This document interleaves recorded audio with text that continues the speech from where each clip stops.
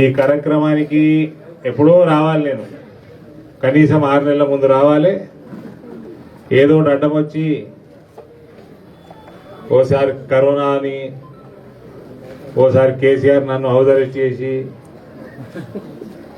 వర్షాలతో ఒకసారి పోస్ట్పోన్ అయిపోయింది, అతి వర్షాలు పడి ఇట్లా ఏదో రకంగా పోస్ట్పోన్ అయ్యి ఇలా ఫైనల్గా మన ఊరికి వచ్చే అవకాశం నాకు దొరికినందుకు కూడా చాలా సంతోషంగా.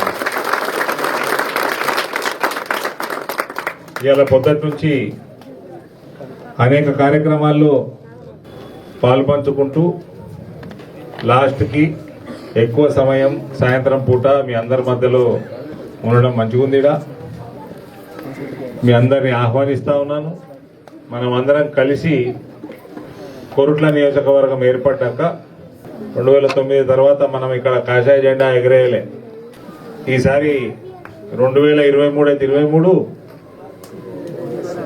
కేసీఆర్ కి జల్దీ సోయి వచ్చి జల్దీ ఎలక్షన్ పెడితే 2022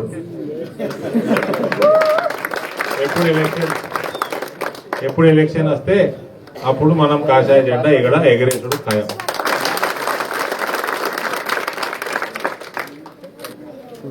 ఇంకోటి చెప్తా ఉన్నా, నేను ఎందుకో మరి నేను చూడనీక భయంకరంగా ఉన్నా, నాకేమైనా కొమ్ములు ఉన్నాయా, ఇట్లా కూరలు ఉన్నాయా నాకు తెలుస్తలేదు. నేను బాల్కొండ పోతే ఆడ ప్రశాంత్ రెడ్డికి టెన్షను, కొరుట్లకు వస్తే విద్యాసాగర్ రావు టెన్షను, అటు రూరల్కి పోతేనేమో గోవర్ధన్కి టెన్షను, ఏడ పోతే ఆడ నన్ను అడ్డుకుంటామని స్టేట్మెంట్ ఇస్తారు. దేనికి అడ్డుకుంటారా భయ్?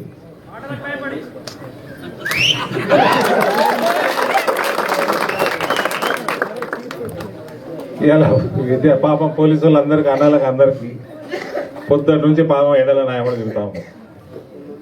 ఇలా ఎందరు ఉన్నారంటే ఇలా 10 బండ్లు ఉన్నాయి న్యాయపడ్డ పోలీసు వాళ్ళే, 2 వ్యాన్లు ఉన్నాయి. ఓళ్ళ పని వాళ్ళకు ఉన్నాయి, వేరే విషయాలు ఉన్నాయి. పోలీసు వాళ్ళు చూసుకోవద్దా? పనికి మంచి మందు కొడతారు, మేము అడ్డుకుంటాం అని స్టేట్మెంట్ గులాబీలు. పాపం పోలీసు వాళ్ళకి అందరికి పని. నేనేమి ఏం చేయకుండా గ్రామానికి రావద్దంటే కూడా రాను. ఈ టెలిఫోన్ తోటి ఓడగొట్టిస్తా కేసీఆర్. టెలిఫోను సోషల్ మీడియా తోటి ఓడగొట్టిస్తా. దాన్ని ఎట్లా ఆపుతావు? ఆపుతారా? మీరందరూ నేను పిలిచి వచ్చిర్రా? మీరు స్వచ్ఛందంగా వచ్చారు. నరేంద్ర మోడీ అనో, భారత్ మాత అనో, శివాజీ అనో, జై శ్రీరామ్ అనో, జై శ్రీకృష్ణ అనో మీరందరూ వచ్చారు సొంతంగా, అంతే కదా? మీరు వస్తున్నారని నేను వచ్చిన. తెలివి అంటే ఎమ్మెల్యేకి మీరు రాకుండా చూసుకోవాలి, కానీ నేను నన్ను రాకుండా చూసుకుంటే ఏమైతుందని. ఇలా చాలా మంది యువత 2018లో టీఆర్ఎస్ చేసారు, 2014లో బాజాబ్తా టీఆర్ఎస్ చేసారు. జై తెలంగాణ 18లో కూడా బాగానే చేశారు కదా. మరి వాళ్ళు ఇవాళ మొత్తం ఊర్లూరు మొత్తం యువత అంతా బీజేపీలకు ఇంటికి వస్తున్నది. గమ్మున కా పని చూసుకో. ఊకే పోలీసు నాకు ఎందుకు పని పెడతా ఉన్నారు? ఆ పని చూసుకుంటే నువ్వు చేసిన వాగ్దానాలు, డెవలప్మెంట్ మీద దృష్టి పెడితే, చిత్తశుద్ధితోటి అవినీతి లేకుండా ప్రభుత్వం నడిపిస్తే ఈ పరిస్థితి టీఆర్ఎస్ వాళ్ళకి రాదు. గంతపూర్త సోయి ఉంటే చాలు.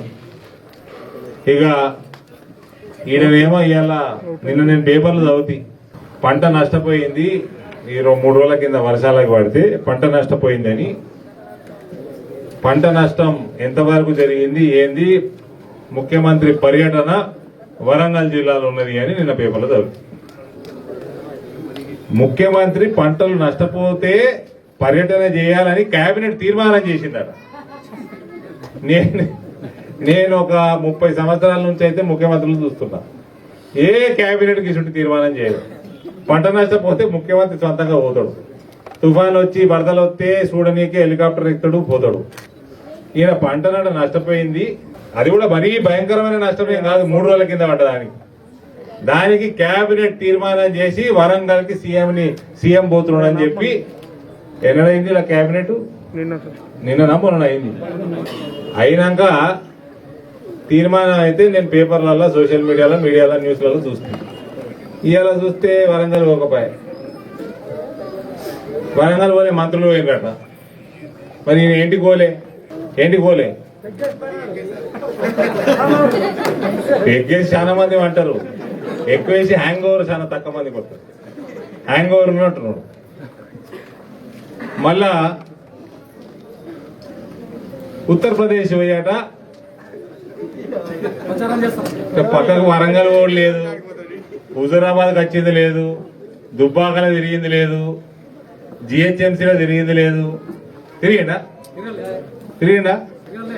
హుజూరాబాద్ లో ఒక్కసారి బయటకు వచ్చి దళిత బంధు ఇనాగ్రేట్ చేసి పీకిండు. అది ఇనాగ్రేషన్ కంటే ఉన్నది, ఏడాదికెళ్ళి ముందుకు పోలే. ఈయనట ఉత్తరప్రదేశ్ పోయి ఆడ భారతీయ జనతా పార్టీని ఓడగొడుతుంది పోతారట. సరే, సంతోషం. హాయ్ ఫ్రెండ్స్, మా టుడే టుమారో యూట్యూబ్ ఛానల్ చూస్తున్నందుకు చాలా థ్యాంక్స్. మరిన్ని లేటెస్ట్ వీడియోస్ కోసం వెంటనే సబ్స్క్రైబ్ చేయండి. అలాగే ఈ బెల్ ని కూడా రింగ్ చేసేయండి. మా నోటిఫికేషన్స్ అన్ని మీ మొబైల్లో వస్తాయి. అలాగే మా వీడియోస్ మీకు నచ్చితే లైక్ చేయండి, షేర్ చేయండి, నచ్చకపోతే కామెంట్ చేయండి.